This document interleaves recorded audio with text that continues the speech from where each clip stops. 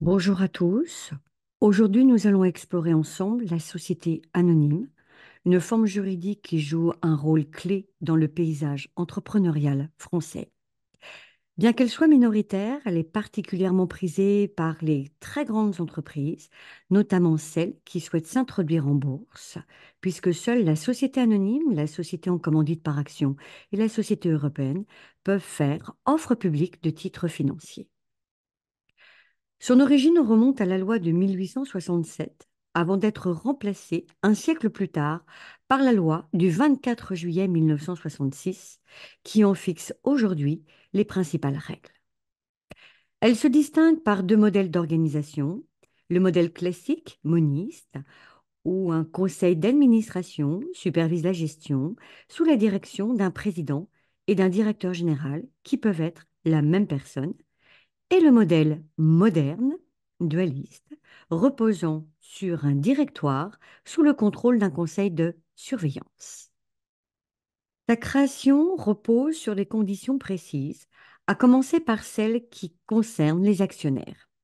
Une société anonyme doit compter au minimum deux actionnaires sans limite maximale. Toutefois, si la société fait une offre publique de titres financiers, le seuil minimal est porté à 7 actionnaires minimum. Si ce nombre minimum n'est pas respecté pendant plus d'un an, la dissolution peut être prononcée, sauf si le tribunal accorde un délai de 6 mois supplémentaires pour régulariser la situation.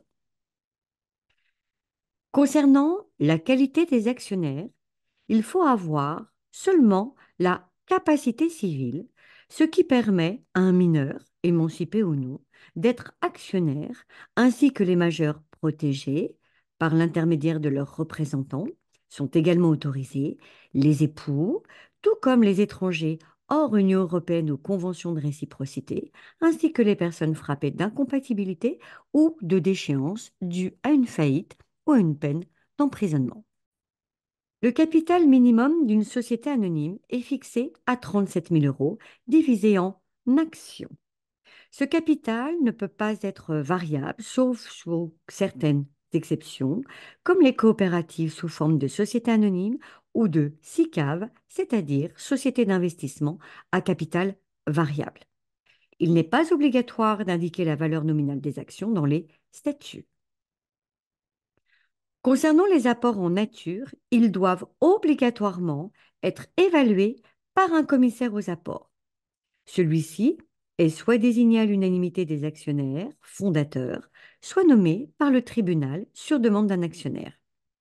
L'actionnaire qui apporte ses biens ne peut pas voter lors de l'Assemblée générale qui valide cette évaluation. Toute fraude sur l'évaluation des apports expose les actionnaires à une amende de 9 000 euros ainsi que 5 ans de peine d'emprisonnement.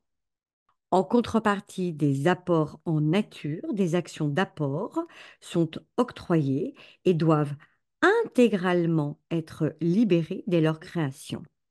Un rapport détaillé du commissaire aux apports doit être annexé dans les statuts, précisant la méthode d'évaluation et les valeurs des biens concernés. S'agissant des apports en numéraire, le capital doit être intégralement souscrit, mais seule la moitié des sommes doit être libérée au moment de la signature des statuts, c'est-à-dire de la constitution. Le solde doit être versé dans un délai de 5 ans à compter de l'immatriculation, en une ou plusieurs fois, selon la décision soit du conseil d'administration ou du directoire, selon la forme, l'organisation juridique choisie. Si un actionnaire ne respecte pas ses engagements dans les 6 mois suivant une mise en demeure, il perd son droit de vote ainsi que son droit au dividende. Les fonds apportés doivent être déposés dans un délai de 8 jours de la signature des statuts, soit auprès d'un notaire, d'une banque ou de la Caisse des dépôts et consignations. Une amende de 150 000 euros sanctionne les fondateurs qui émettent les actions de numéraire sans respecter les obligations légales de libération. Certaines activités sont interdites pour les sociétés anonymes comme les officines de pharmacie ou les agences de placement des artistes du spectacle. D'autres sont strictement réservées à cette forme juridique, notamment les sociétés d'investissement en valeurs mobilières, les sociétés à objectifs sportifs, les sociétés d'assurance, à l'exclusion des mutuelles et des sociétés d'économie mixte. Enfin, certaines activités sont soumises à une réglementation particulière, comme les sociétés d'expertise comptable ou les sociétés d'exercice libéral sous forme anonyme, les CELAFA. Si la société ne fait pas d'offre au public de titres financiers, plusieurs formalités doivent être accomplies. Les fondateurs doivent rédiger les statuts, qui peuvent être établis sous signature privée ou sous forme authentique. Ces statuts doivent mentionner les éléments obligatoires tels que la dénomination sociale, la forme juridique, le montant du capital, le siège social, l'objet, la répartition du capital. Une fois rédigés et signés, ils doivent être accompagnés d'une évaluation des apports en nature et du dépôt des fonds auprès d'un notaire, d'une banque ou de la Caisse des dépôts et consignations qui délivre un certificat de dépôt.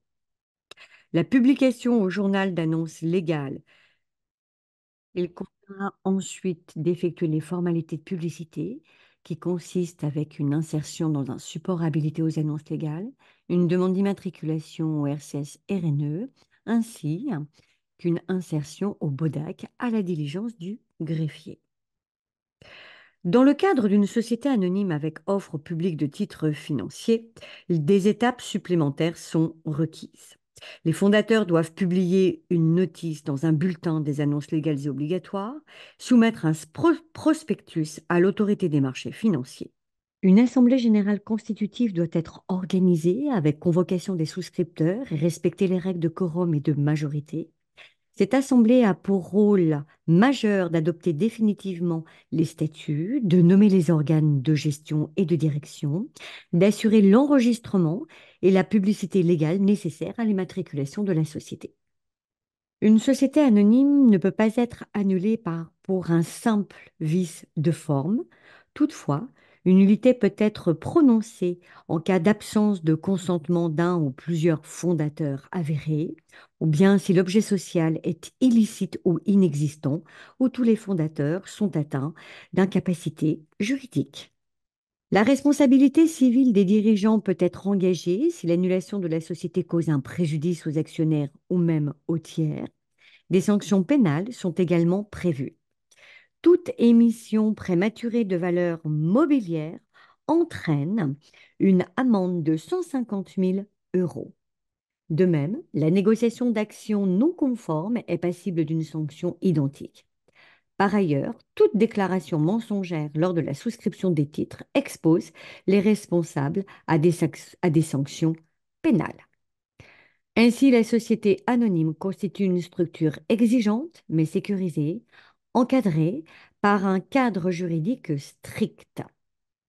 Sa création et son fonctionnement obéissent à des obligations précises visant à assurer la transparence, protéger les actionnaires et garantir la régularité du marché financier.